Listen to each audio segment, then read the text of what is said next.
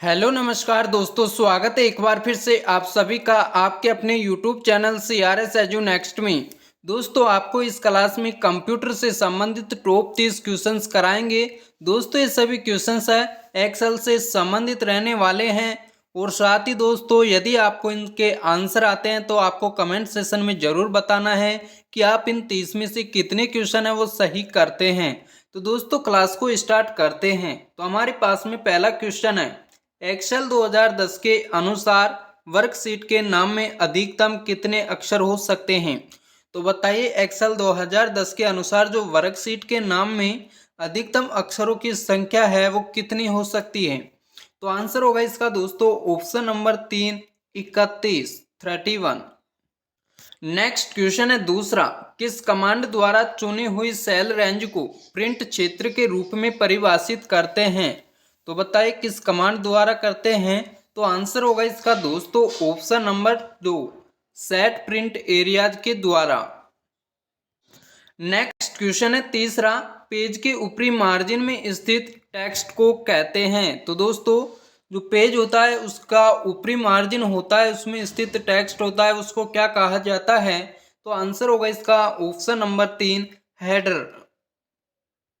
Next question है चौथा, Excel 2010 में किस ऑप्शन द्वारा डेटा और सूचनाओं को आसानी से समझने या आकर्षक तरीके से विजुअल रूप में प्रदर्शित करने के लिए किया जाता है। तो किस ऑप्शन द्वारा। तो आंसर होगा इसका दोस्तों ऑप्शन नंबर 1, चार्ट द्वारा। नेक्स्ट क्वेश्चन है पांचवा, एक्सेल फाइल को वर्ड डॉक्यूमेंट में इंसर्ट करते समय डेटा होता है। तो दोस्तों बताइए इसका आंसर कौन सा होगा। तो इसका जो आंसर होगा वो होगा दोस्तों ऑप्शन नंबर 2, वर्ड टेबल। दोस्तों एक्सेल फाइल को वर्ड डॉक्यूमेंट में इंसर्ट करते समय डेटा वर्ड टेबल होता है। नेक्स्ट क्वेश्चन है छठा, एक्सेल के एक सेल में अधिकतम कितने कैरेक्टर प्रदर्शित हो सकते हैं। तो दोस्तों बताइए कितने हो सकते हैं। तो आंसर होगा इसका ऑप्शन नंबर 2, 256।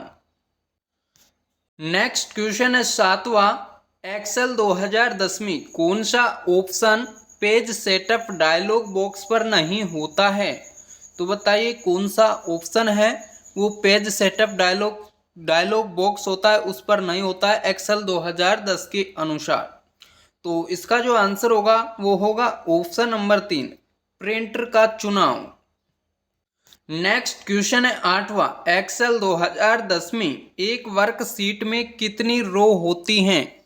तो दोस्तों एक्सेल 2010 में एक वर्कशीट होती है, उस पर जो रो होती हैं पंक्ति वो कितनी होती हैं।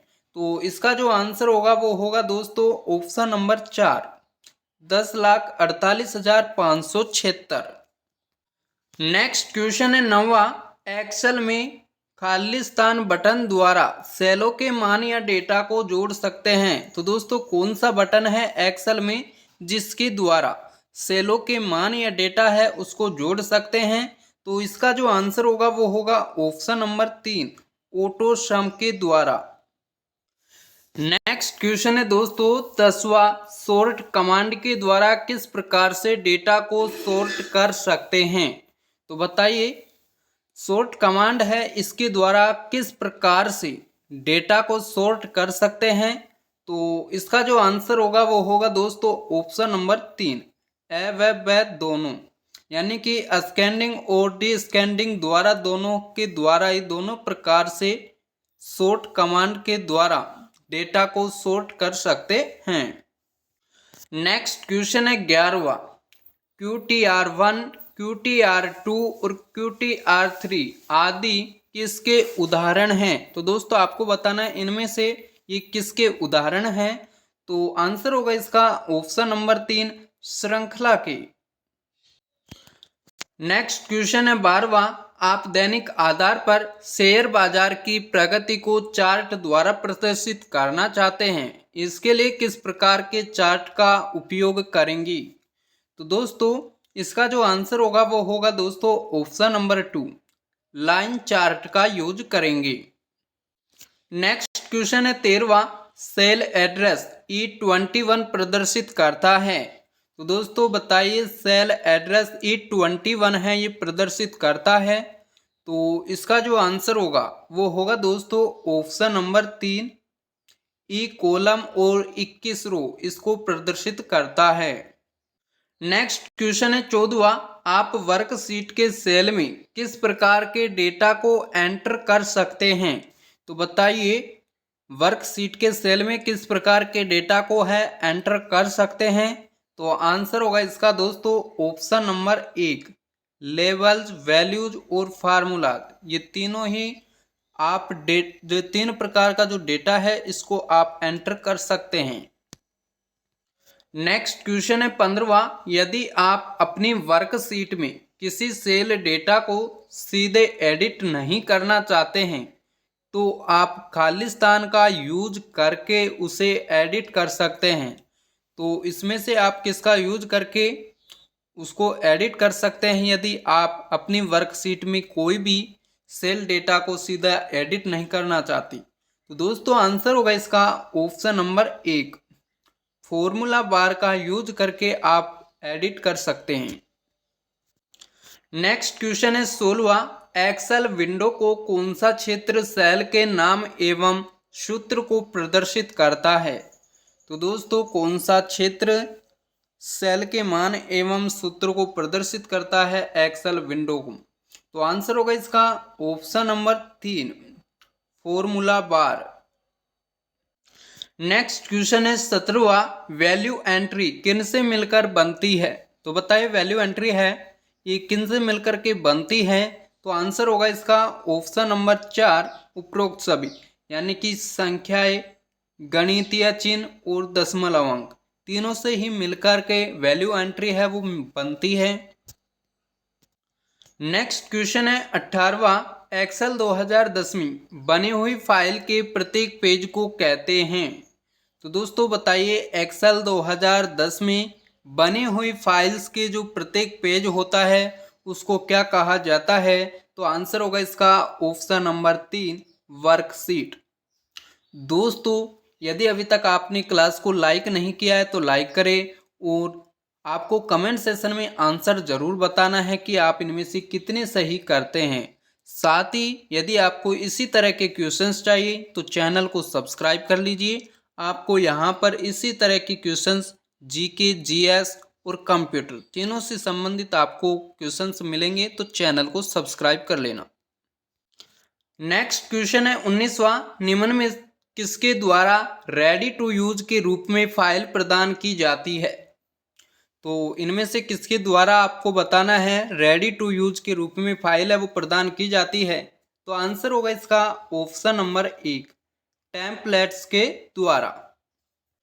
नेक्स्ट क्वेश्चन है 20वां, एक अलग सीट में स्थित सेल से डेटा प्राप्त करने को क्या कहा जाता है? तो दोस्तों इसका जो आंसर होगा वो हो जाएगा ऑप्शन नंबर 2, रेफ्रेशिंग। दोस्तों एक अलग सीट में स्थित सेल से डेटा प्राप्त करने को रेफ्रेशिंग कहा जाता है।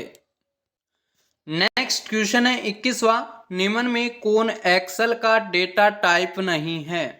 तो आपको बताना है इनमें से कौन एक्सेल का डेटा टाइप नहीं है। तो आंसर होगा इसका option number 2, character.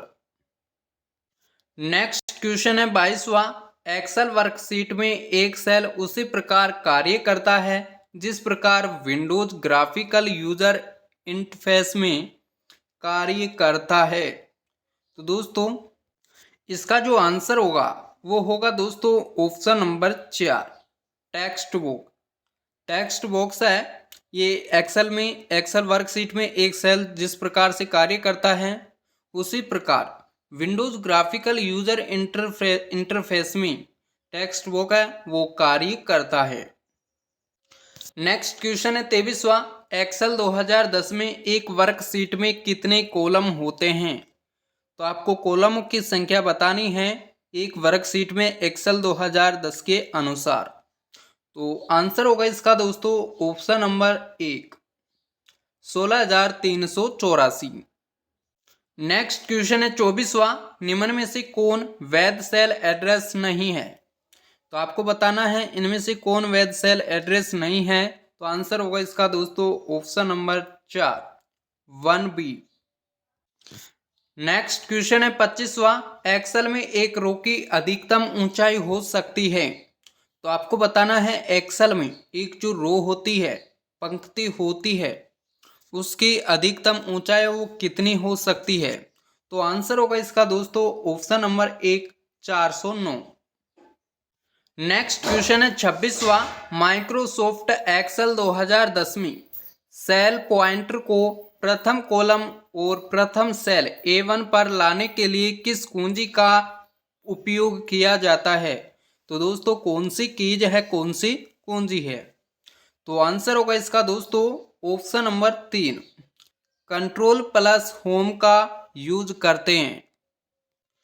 Next question है 27वां, एक्सेल में आप किस प्रकार संपूर्ण कॉलम सेलेक्ट कर सकते हैं।